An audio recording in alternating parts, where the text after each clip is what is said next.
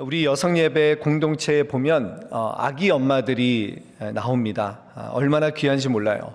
그러니까 여러분, 여성예배는 우리 어린 아이에서부터, 갓난아기에서부터 그리고 우리 소망의 어르신들까지 다양한 연령이 함께 예배드린다는 것이 얼마나 은혜가 되는지 모릅니다. 그런데 이 아기 엄마들이 예배를 드릴 수 있도록 이 아기들을 이렇게 돌보아 주시고, 그리고 엄마들이 그 은혜의 자리에 갈 수 있도록 이렇게 돕는 또 손길들이 있습니다. 그분들을 볼 때마다, 이 아이들을 봐주시는 그 손길들을 이제 뵐 때마다 얼마나 제가 감사하고 어떻게 격려를 드려야 될지 모르겠어요. 여러분도 보시면 함께 그렇게 좀 격려해 주시면 좋겠습니다. 근데 제가 이제 어린 아이들을 오랜만에 만났는데, 이제 엄마 품에 이렇게 꼭 붙어 있었던 아기들이 유모차를 타고요. 유모차를 탔던 아기들이 이제는 아장아장 걷기 시작하고요. 아장아장 걷기 시작했더니 아이들이 이제는 막 뛰어다니는 모습을 보면서, 야, 확실히 시간이 빠르게 지나가는구나 라는 것을 느끼게 됩니다. 여러분, 아기들이 이렇게 걸음마를 배우기 위해서는, 걷기 위해서는 어떻게 해야 되죠? 많은 넘어짐이 있어야 됩니다. 그 넘어짐을 통해서 점점 근육이 붙게 되고요, 점점 더 이렇게 굳건하게 서갈 수 있는 것이죠. 그래서 결국에는 여러분, 서는 것, 이것이 정말 중요하다라는 것을 의미한다라고 할 수가 있습니다. 자, 그런데 여러분, 성경에 보면 이 서다라고 하는 이런 말씀들이 정말 많이 나옵니다. 굳게 서라, stand firm, 뭐 이런 이제 단어들이 엄청 많이 나오게 되는데, 베드로전서 5장에 보면 은혜에 굳게 서라, 또 데살로니가전서 3장에 보면 너희가 주 안에 굳게 선즉 우리가 이제는 살리라, 또 고린도전서 15장 58절에 보면 사랑하는 형제들아 견실하며 흔들리지 말며, 이 말도 굳게 서라는 말입니다. 또 에베소서 6장의 전신갑주를 말씀하면서 이 전신갑주를 입어야 되는 이유는 무엇인가? 악한 날에 대적하고 모든 일을 행한 후에 서기 위함이라. 이 선다는 것이 정말 중요하다라는 것이죠. 그래서 오늘 말씀에도 여러분 보시면 4장 1절 말씀 같이 한번 읽어보겠습니다. 4장 1절 시작. 그러므로 나의 사랑하고 사모하는 형제들, 나의 기쁨이요 면류가 아닌 사랑하는 자들아, 이와 같이 주 안에 서라. 자, 여러분, 그러므로라고 하는 말은요 3장과 연결되는 것이죠. 바울은 3장 마지막 부분에서 우리의 시민권은 하늘에 있다, 그래서 우리는 예수 그리스도를 기다리는 소망이 있는 사람들이라고 그렇게 말씀을 한 이후에, 그러므로 그 소망에 굳게 서서 우리는 흔들리지 말아야 된다는 것입니다. 여러분, 서다라는 말은요 군대에서 쓰는 용어입니다. 그래서 군대에 가면 잠을 잘 못 자요. 깨어 있어야 됩니다. 저는 군대에 갔을 때 잠이라도 좀 편하게 자는 줄 알고 그랬는데, 매일매일마다 불침번을 서야 돼요. 매일매일마다 이렇게 총을 메고 서야 된다는 것이죠. 그리고 군대에 가면요 5분 대기조라는 것이 있습니다. 이 5분 대기조에 포함이 되면요 어떤 일이 일어나더라도 5분 안에 출동해야 됩니다. 여러분, 이게 5분 대기조에 걸리면 정말 힘듭니다. 잠을 자는데 여러분, 군복 입는 시간도 그게 이제 5분 안에 돼야 되기 때문에 안 됩니다. 그래서 군복을 입고 자야 되고요. 그리고 전투화 신을 시간이 어디 있습니까? 전투화도 신고 자야 됩니다. 그러니까 항상 그 명령이 떨어지면 준비 상태를 유지하고 있어야 된다는 거예요. 새벽이든 저녁이든 무조건 출동해야 되는 것이죠. 여러분, 그리고 그 자리를 이탈하지 않는 것, 전투태세를 유지하는 것이 바로 이 선다라는 그 의미라고 할 수가 있는 거예요. 우리가 서 있다라는 것, 우리가 신앙적으로 여러분 굳게 서 있는다라는 것은요 어떤 유혹과 어떤 시험이 있더라도 우리가 그 자리를 이탈하지 않도록 그 자리에 굳게 서는 것, 여러분, 그것이 바로 이 선다라고 하는 의미라고 말씀을 드릴 수 있습니다. 자, 그러면 오늘 말씀에서 이 주 안에 서라라고 말씀을 하셨는데, 여러분, 그 말씀 이전에 우리 1절 말씀을 다시 한번 보면 뭐라고 합니까? 다시 한번 읽어보겠습니다. 시작. 그러므로 나의 사랑하고 사모하는 형제들, 나의 기쁨이요 면류가 아닌 사랑하는 자들아, 이와 같이 주 안에 서라. 여러분, 이 사도 바울이 빌립보 교인들을 보면서 뭐라고 말합니까? 나의 기쁨이요 나의 면류관인 사랑하는 자들이라고 그렇게 말씀하고 있습니다. 여러분, 우리는 이 세상에서 보면요, 다 경쟁자예요. 그렇지 않습니까? 내가 밟아야 하지만 이겨나갈 수 있고 내가 살 수가 있는 현실 속에서 우리가 살아가고 있다는 것이죠. 그런데 우리의 본질은 하늘의 시민권을 가지고 있는 그 소망 가운데 우리가 살아가고 있기 때문에 우리가 이런 고백을 할 수가 있는 거예요. 우리 옆에 있는 분들에게 이렇게 조금 이렇게 좀 닭살 돋을 수 있을까요? 그렇지만 우리 한번 이렇게 고백했으면 좋겠습니다. 나의 기쁨이요, 나의 면류관인 자매님, 우리 한번 이렇게 고백해 볼까요? 시작. 나의 기쁨이요, 나의 면류관인 우리 사랑하는 자매님. 얼마나 좋습니까? 여러분, 여기서 이 면류관이라는 것은 무슨 뜻인가? 면류관이라는 것은요, 사도 바울이 봤을 때 이 교인들이 사도 바울에게 면류관이 되는 것입니다. 그러니까 이 말은 너희 때문에 내가 상을 받는다라고 하는 그런 의미가 아니라 너희가 끝까지 믿음 가운데 지키는 그것이 나의 이 복음 전하는 사역의 결실이 되고 열매가 되고 그 상급의 증거가 된다라는 거예요. 그러니까 여러분, 우리가 서로를 볼 때마다 나의 기쁨이다. 여러분, 볼 때마다 기쁨이다. 그리고 당신이 그 믿음을 지키고 있는 것이 얼마나 그것이 하나님 앞에 감사할 제목인가. 그것이 바로 면류관이다. 여러분, 그렇게 고백할 수 있게 되기를 간절히 바랍니다. 자, 그런데 여러분, 우리가 믿음에 서는 것을 방해하는 요인들이 있습니다. 특별히 여러분, 빌립보 교회는 참 모범적인 교회였습니다. 상당히 긍정적인 평가를 받는 교회였습니다. 그래서 빌립보서 1장 5절에 보면 첫날부터 이제까지 너희가 복음을 위한 일에 참여하고 있다. 5절 말씀은 아닙니다. 빌립보서 1장에 보면 그런 말씀이 나옵니다. 그 말은 무슨 말입니까? 빌립보 교회는 상당히 칭찬을 받은 교회였다라는 거예요. 사역을 열심히 했고요. 그리고 사도 바울의 사역을 열심으로 도왔던 교회입니다. 칭찬받는 교회입니다. 그런데 이런 교회도 완벽한 교회가 아니었다라는 것입니다. 몇 가지 흔들림이 있었는데요. 오늘 이 설교 제목이 세 가지 흔들림이라는 주제인데 이 제목을 가지고 오늘 말씀을 통해서 이 빌립보 교회 가운데 무슨 문제가 있었는가, 우리가 그것들을 통해서 함께 하나님의 말씀을 나누도록 하겠습니다. 첫 번째는 관계의 흔들림이 있었습니다. 관계의 흔들림. 우리 2절 말씀 한번 보도록 하겠습니다. 빌립보서 4장 2절 말씀 같이 한번 보겠습니다. 시작.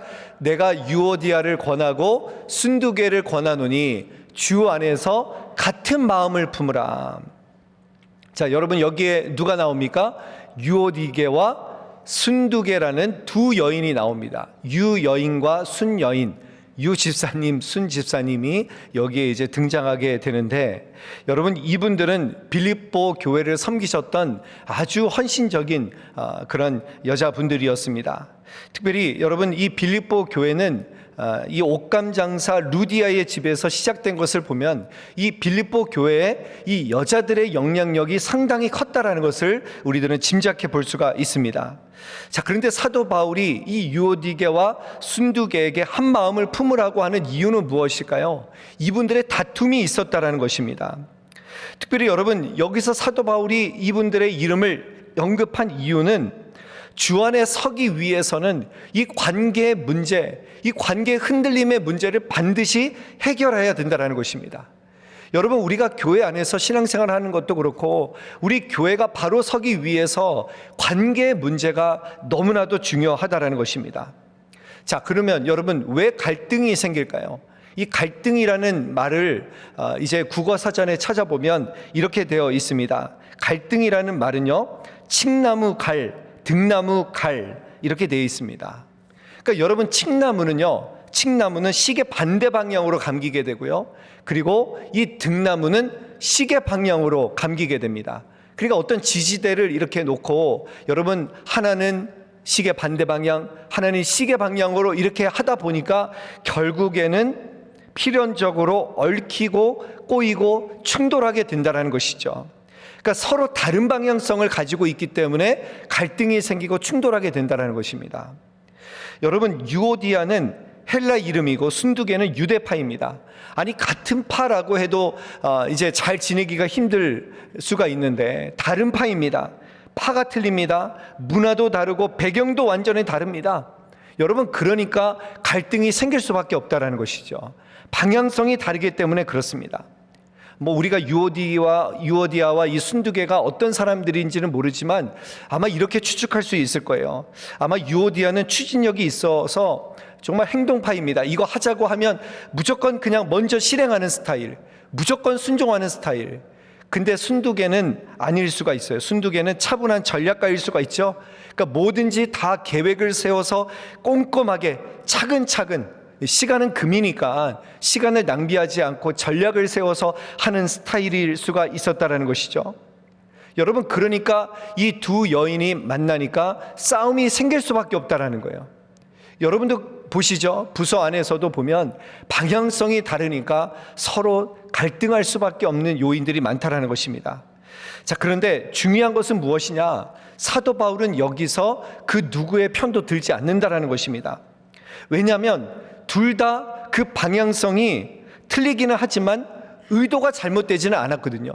다 예수님을 사랑하고 다 교회를 세워가려는 그 마음이 있는 것을 알기 때문에 사도 바울이 그 둘 중에 누구를 그렇게 잘했다라고 편을 들지가 않습니다. 여러분, 사도 바울이 변화된 모습입니다. 사도행전 15장에 보면 이 사도 바울이 이 마가를 데리고 가느냐 마느냐 가지고 이제 바나바와 심각하게 싸우게 되는데, 성경에 보면요, 심히 다투었다. 여러분, 이 말은 좋게 말해서 그렇지만 죽도록 싸웠다라는 것입니다. 근데 여러분, 바울이 나중에 이 마가를 가리켜서 뭐라고 하느냐면 나의 일에 유익한 자라고 인정을 합니다. 그러니까 사도 바울이 이제 결국에는 사람이 얼마나 중요한 것인가, 사람이 복음의 열매라는 것을 깨닫게 되면서 그렇게 이제 사랑장을 쓰고 사랑의 사도로 변화되는 것 아니겠습니까? 예전에 한경진 목사님 그 일화가 있는데, 유명한 일화가 있습니다. 당회를 하시면요, 여러분, 장로님들도 이제 당회에서 이렇게 이야기를 할 때 갑론을박을 합니다.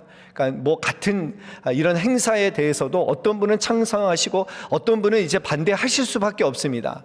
근데 한경진 목사님이 그런 반대되는 의견이 나오면, 이 목사님과 반대되는 의견이 나오면 항상 이렇게 말씀하셨다고 합니다. 장로님, 그 말씀도 일리가 있네요. 일리가 있네요. 여러분, 이것은 무슨 말입니까? 그 생각도 가치가 있다라는 거예요. 그 생각도 내가 이해한다는 거예요. 존중한다는 거예요. 그러니까 한경진 목사님은요, 다투려고 하는 게 아니라 내 의견을 관철시키려는 것이 아니라 상대방의 의견을 존중하면서 풀어가시려고 했다라는 것이죠. 참 저는 이 한경진 목사님의 그 이야기가 참 저에게 많은 도움이 되는 것 같습니다. 여러분의 관계를 점검하십시오. 혹시라도 내 안에 상처가 있습니까? 누군가를 미워하는 마음이 있습니까? 누군가에게 닫혀진 마음이 있습니까? 여러분, 주 안에 서기 위해서 여러분 그 관계 문제가 우리를 흔들 수가 있다는 것 여러분 기억하시면서 우리의 관계의 문제를 꼭 점검해 보실 수 있기를 간절히 바랍니다. 자, 첫 번째는 관계의 흔들림입니다.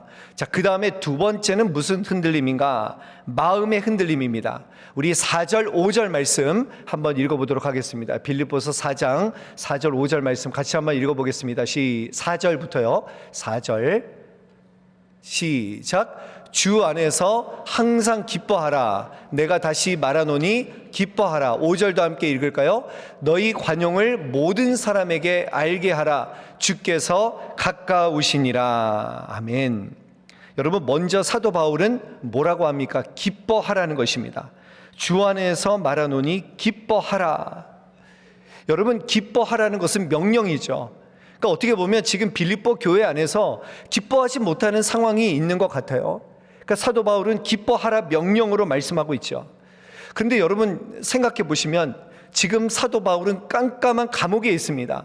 여러분, 깜깜한 감옥에 있는데 어떻게 기뻐하라라고 말할 수 있을까요?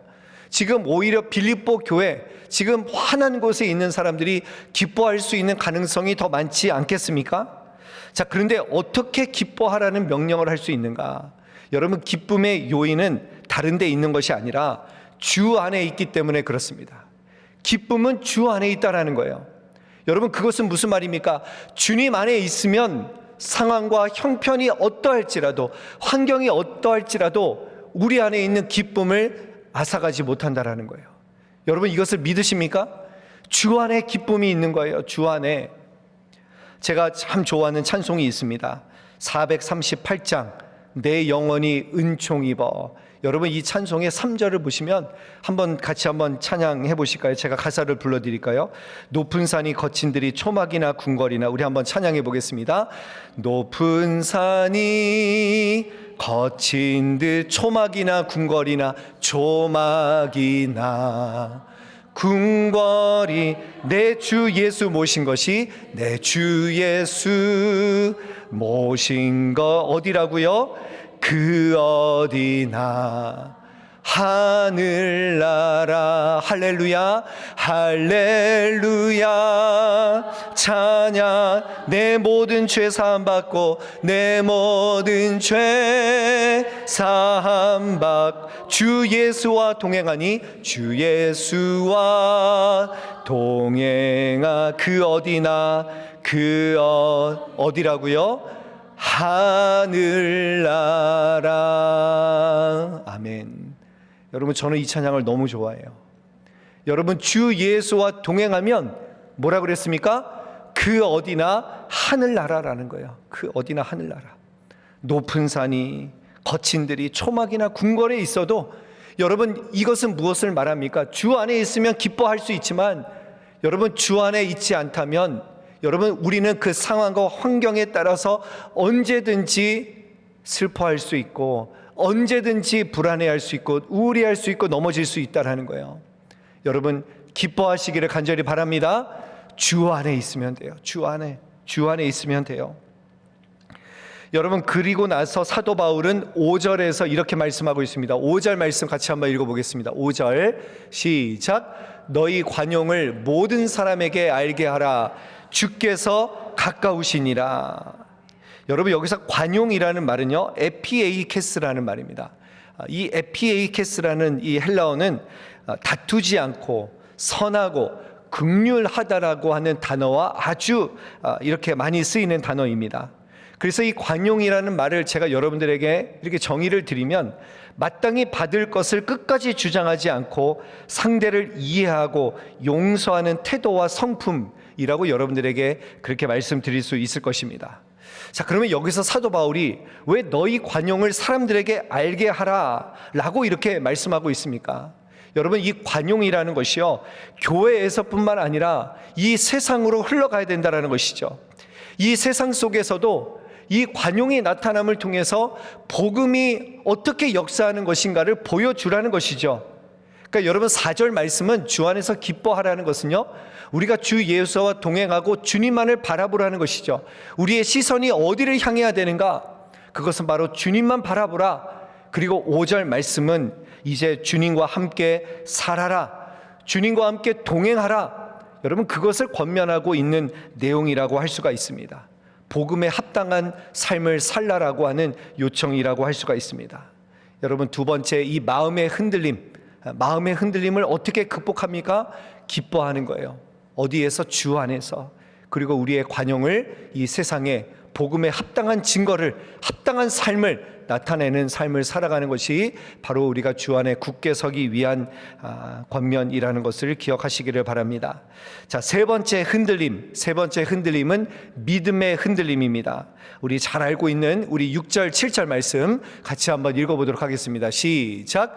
아무것도 염려하지 말고 다만 모든 일에 기도와 간구로 너희 구할 것을 감사함으로 하나님께 아뢰라. 그리하면 모든 지각에 뛰어난 하나님의 평강이 그리스도 예수 안에서 너희 마음과 생각을 지키시리라. 아멘. 여러분 세 번째 흔들림은 믿음의 흔들림이라고 그랬죠. 어떻게 보면 두 번째 흔들림하고 비슷하게 보일 수가 있습니다. 근데 여러분 이 염려하지 말라라고 하는 이 말씀은 믿음과 연관이 있습니다. 염려한다는 것은요 내가 하나님을 신뢰하지 못하는 것입니다. 하나님을 신뢰하지 못하는 영역이 바로 염려의 영역이 되는 것이죠. 그러니까 여러분 믿음의 반대말은 불신인데 불신의 결과는 어떻게 되느냐? 바로 염려로 나타나고 있다는 것이죠. 그러니까 내가 염려하고 있다. 그러면 내가 그만큼 하나님을 신뢰하지 못하는구나. 내가 그만큼 믿음이 작은 것이구나. 그렇게 우리를 진단할 수 있어야 된다는 것입니다. 자, 그러면 어떻게 염려를 이겨야 되는가? 뭐라고 그랬습니까? 아무것도 염려하지 말고 그 다음에 뭐라고 그랬어요? 모든 일에 기도와 간구로 나아가라는 거예요. 여러분, 여기서 하나님이 하시는 영역과 하나님이 우리가 해야 되는 영역이 딱 나눠집니다. 염려하지 말고라고 그랬죠. 염려는 나의 영역이 아니에요. 여러분, 염려는 하나님의 뜻이 아닙니다. 염려는 하나님께 그냥 맡겨야 돼요. 너희 모든 염려를 주께 맡기라. 그가 돌보시리라. 여러분, 베드로전서 말씀처럼 염려가 오는 순간 염려는 내 것이 아니다. 염려는 하나님께 넘겨야 됩니다. 그러면 나는 무엇을 해야 되는가? 나는 염려하지 말고 기도하는 거예요. 기도하는 거. 하나님께 맡기고 기도하는 것. 여러분, 그것이 내가 해야 될 것이라고 분명히 말씀하고 있습니다. 마태복음 6장 34절에 보면 내일 일은 내일이 염려할 것이요 이렇게 말씀하고 있습니다. 여러분, 여기서 내일이라는 말이 주어입니다. 그러니까 염려라는 것은 내게 아니라는 거예요. 염려라는 것은 하나님이 하실 것이기 때문에, 하나님이 우리를 지키시고 보호하시고 인도하실 것이기 때문에 그것은 하나님의 영역으로 맡겨버리라는 것입니다. 여러분, 모든 문제의 주권은 내게 있지 않습니다. 하나님께 있습니다. 우리가 하나님께 맡기고 기도할 때 모든 지각에 뛰어난 하나님의 평강이 우리를 붙드실 줄로 믿습니다. 아멘. 장애인 성악가 킴 윅스라고 하는 유명한 분이 계십니다. 여러분, 이분은 3살 때 6.25 한국 전쟁이 터져서 이 피난을 가다가 인민군의 폭격으로 실명을 하게 되고 간신히 살아서 고아원에 들어가게 됐는데, 이 홀트 아동복지재단의 주선으로 10살 때 미국으로 입양을 받게 됩니다. 그래도 참 좋은 부모님을 만나서 교육을 잘 받게 되고, 또 이분이 노래에 아주 재능이 있어가지고 그래서 오스트리아에까지 가서 이제 공부를 하게 되고 이제 성악가의 길을 들어서게 됩니다. 근데 이분이 우연하게 이 빌리그레암 목사님의 그 부흥회에 참석했다가 거기서 이제 뜨거운 성령을 받게 되고 예수님을 영접하게 됩니다. 그리고 이제 이후에 빌리그레암 목사님과 함께 이제 사역을 하면서 전국적으로 이제 명성을 얻게 되신 분이십니다. 그래서 이분이 1981년에 한국 정부의 초청으로 세종문화회관에서 공연도 하게 되셨고요. 그리고 1984년에는 한국교회 100주년 기념 선교대에 와서 찬양을 부르셨는데, 이분이 그때 하신 이 간증이 아주 유명한 간증 이제 남겨져 있어서 제가 그 간증의 일부를 여러분들에게 좀 소개하고자 합니다. 이렇게 이제 간증을 하셨어요. 사람들이 시각장애인인 자신을 인도할 때 이제 이분이 눈이 안 보이시니까 이분을 이제 안내하시는 분이 이분을 인도할 때 어떻게 인도하느냐? 저 100m 앞에 장애물이 있다라고 말해주지 않는다고 합니다. 단지 앞에 그냥 물 웅덩이가 있으니까 한 걸음 옆으로 떼십시오. 아니면 앞에 계단이 있으니까 발을 조금 높이 올리십시오. 이렇게 말해준다라는 거예요. 근데 이분이 뭐라고 말하냐면, 설령 100m, 200m 앞에 무엇이 있다고 내게 말해주어도 내게는 아무런 도움이 안 된다라는 거예요. 여러분, 이분이 뭐라고 또 하셨냐면, 나는 바로 앞에 있는 한 걸음만 알면 그걸로 족합니다. 그러니까 나를 인도하시는 그분을 믿고 한 걸음 한 걸음 발을 옮기기만 하면 나는 목적지에 도착하게 됩니다. 나를 이끄시는 분이 성실하시면 나는 내가 가고자 하는 목적지에 꼭 도착하게 됩니다. 그러면서 이분이 하나님의 인도하심도 마찬가지라고 그렇게 말씀을 하셨습니다. 이분이 시각장애자가 되셨을 때 정말 앞이 정말 깜깜했대요. 어떻게 살아야 될지 너무나 암담했는데, 하나님은요, 다음 발 한 걸음을 떼어 놓을 자리를 내게 알려주셨고, 그렇게 한 걸음 한 걸음 하나님 믿고 의지하면서 가다 보니까 오늘까지 왔다라는 거예요. 하나님이 나와 늘 함께 하셨고 앞으로도 하나님이 나와 함께 하실 것을 믿어 의심치 않습니다. 이렇게 이제 간증을 하셨어요.